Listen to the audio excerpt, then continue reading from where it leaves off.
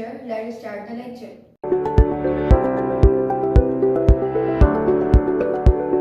Students, हम lecture number 1 में sounds all around chapter का इंट्रो स्टडी कर चुके हैं। अब हम लेक्चर नंबर 4 में उसी चैप्टर को आगे कंटिन्यू कर रहे हैं।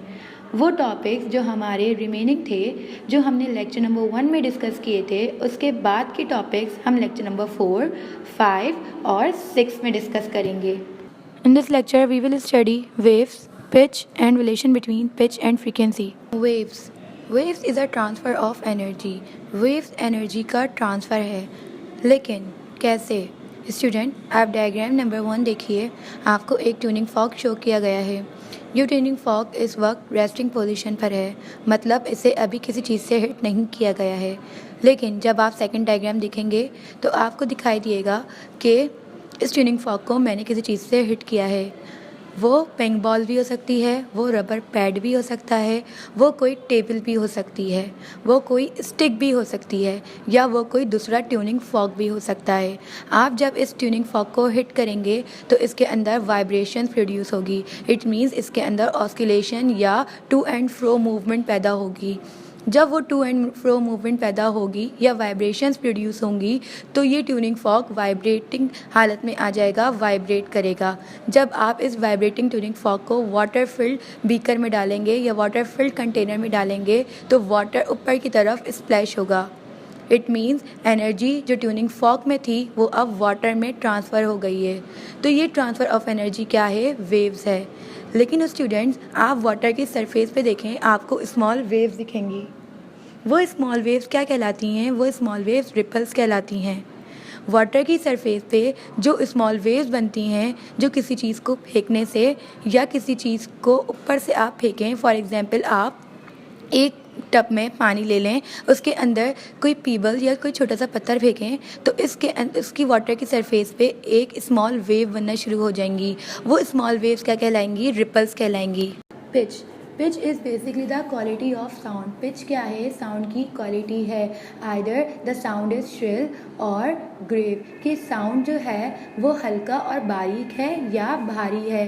श्रिल साउंड हमारी फीमेल्स की होती हैं, मतलब बारीक आवाज़ें या हल्की आवाज़ें, लेकिन ग्रेव साउंड हमारे मेल्स की होती हैं, यानी कि भारी आवाज़ होती है। Pitch depends upon frequency. Pitch totally depend करती है फ्रीक्वेंसी पे। वेव्स।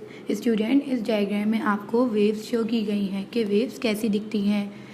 अगर आप इस पिक्चर को देखें तो ये कोई सिंगल वेव नहीं है। मैंने इस वेव के पार्टीशन किए हुए हैं, मतलब मैंने इसको 3 वेव्स कहा है। Wave 1, wave 2, wave 3। अब मैं आपको फ्रीक्वेंसी बताऊंगी वेव के लिहाज से। आप फ्रीक्वेंसी पढ़ चुके हैं वाइब्रेशंस के लिहाज से, कि वाइब्रेशंस जो 1 सेकंड में हों उनसे हम फ्रीक्वेंसी कहते हैं, कि 1 सेकंड में कितनी वाइब्रेशंस हुई वो फ्रीक्वेंसी है। सो स्टूडेंट, एक अमाउंट ऑफ टाइम में एक फिक्स प्लेस में से कितनी नंबर ऑफ वेव्स पास हुई उसे हम फ्रीक्वेंसी कहेंगे। फॉर एग्जांपल, आप इस डायग्राम को ले लीजिए कि मैंने एक फिक्स प्लेस रख दिया और मैंने टाइम दिया है 1 सेकेंड। इस 1 सेकेंड में से इस जगह से जितनी वेव्स पास होंगी वो फ्रीक्वेंसी है। Relationship between pitch and frequency. Pitch और फ्रीक्वेंसी के बीच में क्या रिलेशन है, अब हम वो डिस्कस करेंगे। स्टूडेंट, पिच फ्रीक्वेंसी पे डिपेंड करती है, मैंने आपको अभी बताया था। सो फ्रीक्वेंसी कम होने से या फ्रीक्वेंसी ज़्यादा होने से पिच पर क्या फ़र्क पड़ेगा, अब हम ये डिस्कस करने जा रहे हैं। स्टूडेंट, आप डायग्राम को देखिए। मैंने इस डायग्राम में एक रेड बॉक्स, एक ग्रीन बॉक्स और एक डार्क पिंक बॉक्स बनाया है। सो स्टूडेंट, एक रेड बॉक्स में से 2 एरोस निकाले हैं, जिसके पास एक ग्रीन बॉक्स है और दूसरे के पास एक डार्क पिंक बॉक्स है। इस ग्रीन बॉक्स में मैंने एक सिंगल वेव पुट की है और इस डार्क पिंक बॉक्स में मैंने नंबर ऑफ़ वेव्स ज़्यादा पुट किए हैं। स्टूडेंट, मैं आपको अभी बता चुकी हूँ कि एक फ़िक्स प्लेस में से एक गिवन अमाउंट ऑफ टाइम में से जितनी नंबर ऑफ़ वेव्स पास होंगी वो फ्रीक्वेंसी है। अगर नंबर ऑफ़ वेव्स कम होंगी तो फ्रीक्वेंसी भी कम होगी। अगर ग्रीन बॉक्स को आप देखें तो इसमें नंबर ऑफ़ वेव कम है तो फ्रीक्वेंसी भी कम है, जिसकी वजह से लो पिच साउंड प्रोड्यूस हो रहा है।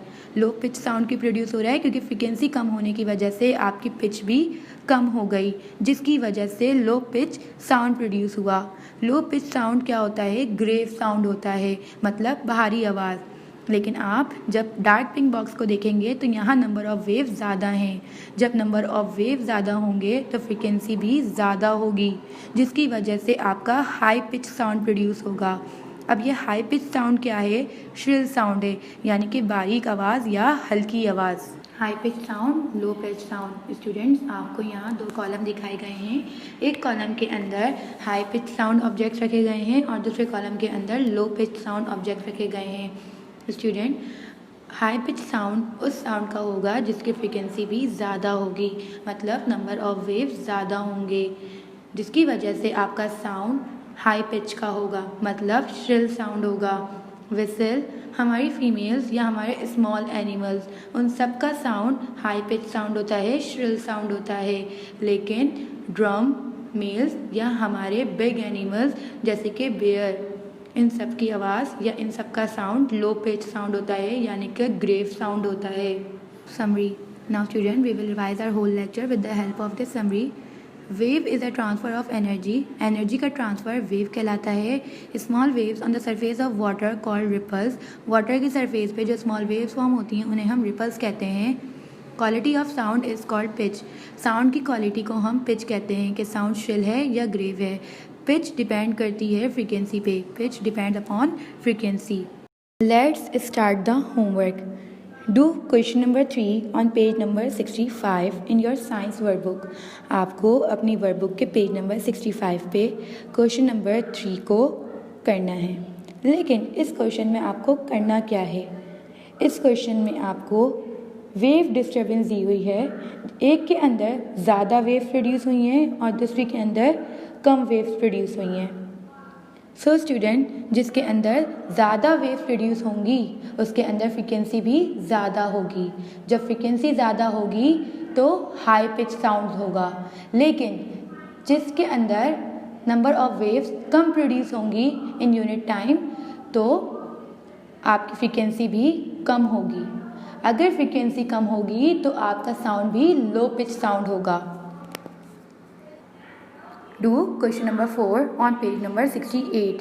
आपको क्वेश्चन नंबर 4 करना है जो आपकी वर्कबुक के पेज नंबर 68 पे मौजूद है।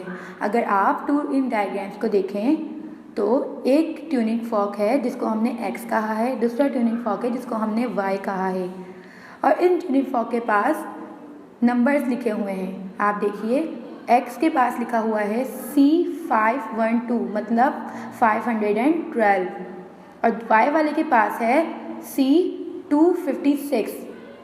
सो स्टूडेंट्स, ये नंबर्स क्या हैं? ये बेसिकली फ्रीक्वेंसी हैं। ट्यूनिंग फॉर्क की क्या फ्रीक्वेंसी है ये इन पे लिखी हुई होती है। सो X की फ्रीक्वेंसी है 512 और Y की फ्रीक्वेंसी है 256।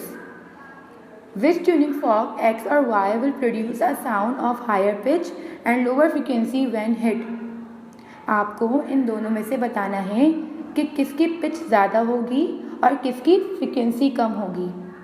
सो स्टूडेंट, जो X वाला है इसकी फ्रीक्वेंसी ज़्यादा है तो पिच भी ज़्यादा होगी, और Y वाले में फ्रीक्वेंसी कम है तो इसकी पिच भी कम होगी। Please subscribe SSC YouTube channel and get notification for uploaded lectures. Don't forget to press the like button.